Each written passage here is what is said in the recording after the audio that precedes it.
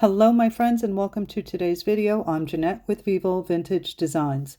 In today's video I am not going to show you how to create a painting, but I'm going to show you how to decorate an inexpensive wooden easel so that you can use it to display your paintings in your home. I know that I create a lot of paintings and I don't run out to have each and every one of them framed, but I do like to display them in my home. And I change them out depending on the season or the holiday and just my mood, I guess. So I have these displayed throughout my home and I change out the paintings whenever I want to. And it's a really nice way to display them without having to spend a fortune having each and every painting framed.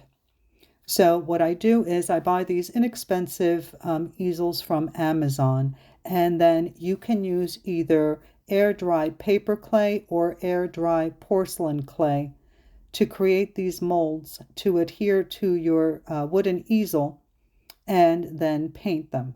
So I'm showing you here how I'm using, actually for this one, I'm using the porcelain air dry clay. But again, you can use the air dry paper clay.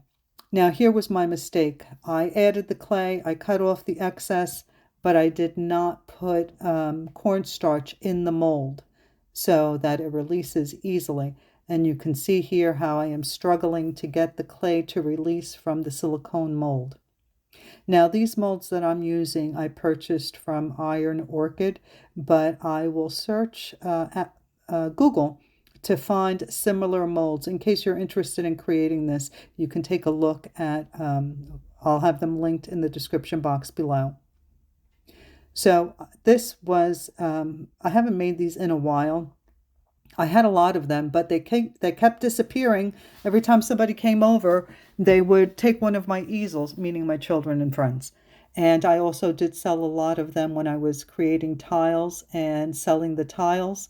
I would include one of these wooden easels to display the tile, but everyone wanted one of the ones that I had decorated with the molds.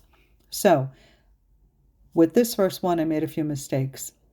I did not put the cornstarch in the mold for an easy release, and then I forgot that this clay, whether it's the paper clay or the porcelain clay, as it dries, it does shrink, so that it's important that you cut the clay a little bit longer than you need, so that as it shrinks, it still covers the entire area that you've applied it to. And to apply my clay, I simply use either Elmer's glue or wood glue. You can use E6000, whatever adhesive you have, but it really doesn't take much. I've never had a problem with using the wood glue or the Elmer's glue and having the molds fall off. That's never been an issue.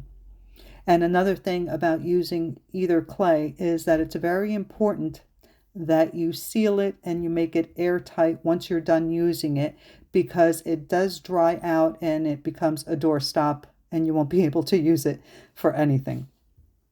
So here I'm showing you how to do it the right way. I'm cleaning out my mold using a little brush to make sure that I have no little pieces of clay in the mold. I'm showing you here some paper clay molds that I made. When I used to paint furniture, I used to apply these to the furniture to make it really cute.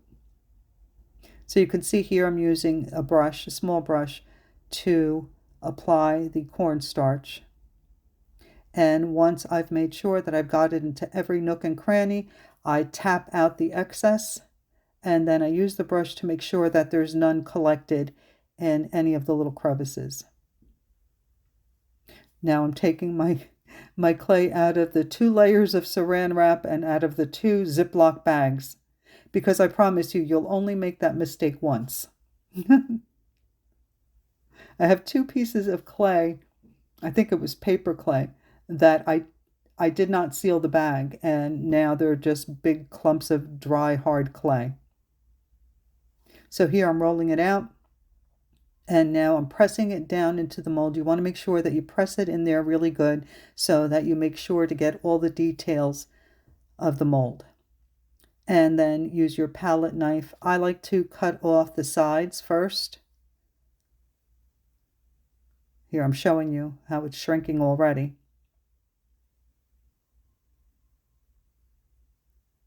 So I like to cut off the edges first. And I'm using a palette knife, but you can use a scraper. You can use a butter knife, whatever you have. But the palette knife works really nicely. And now you can see how easily it releases from the mold. Now the clay is soft, so try not to handle it too much because you can lose some of the detail of the mold if you handle it too much. And here I'm cutting it just a little bit longer than I actually need so that as it shrinks, it still covers the entire area that I'm applying it to. And you can see how fancy I am. I'm using my finger to spread the glue. Making sure that it's even on both sides. So I just have a little bit hanging off on either side. And I'm not doing the middle leg because once you open the easel, you don't even see that.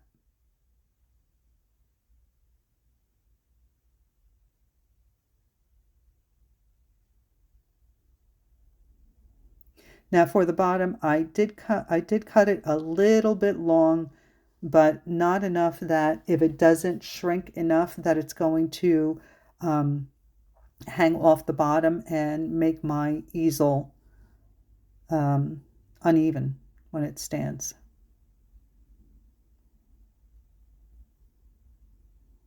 So make sure you take that excess clay and wrap it up and make sure it's airtight. So now we have to let this dry. It usually dries depending on the temperature in your home. It'll dry overnight.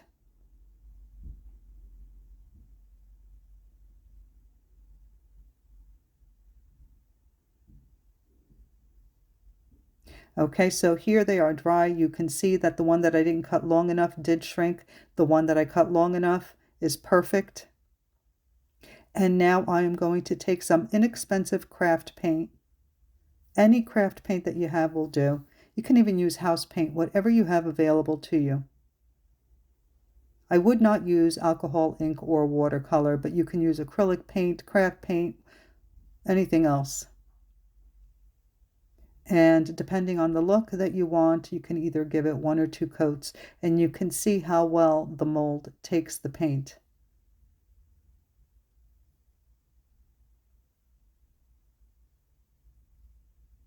Now I'm going to give this 2 coats. I'm going to cover the entire easel and let it dry in between coats, of course.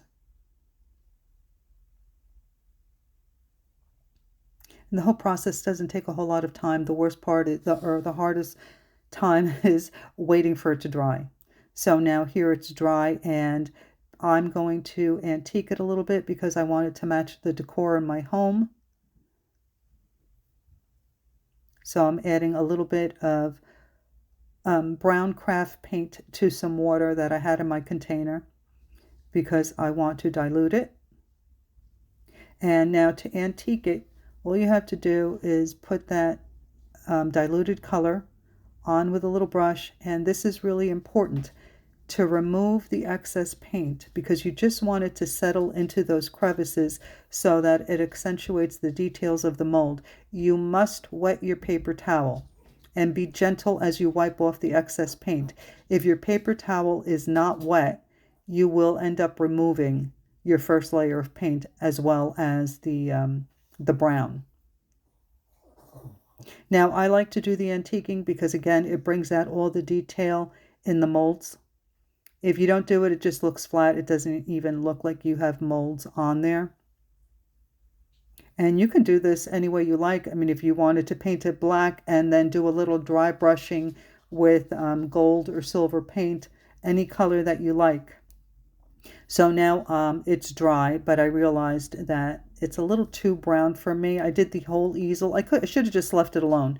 But I antiqued the entire easel and I found it too brown. And it doesn't really matter because once I put a painting on it, you won't see the back side of the easel. But I did take a little bit of the beige paint and reapplied it on the raised areas. and then use the wet paper towel to take it back a little bit. And that's it. I hope that you've enjoyed this video, that you give this a try. It's a great way to display your paintings in your home without the expense of having them framed, and you can change them out as often as you like. Thanks for watching. I'll see you in the next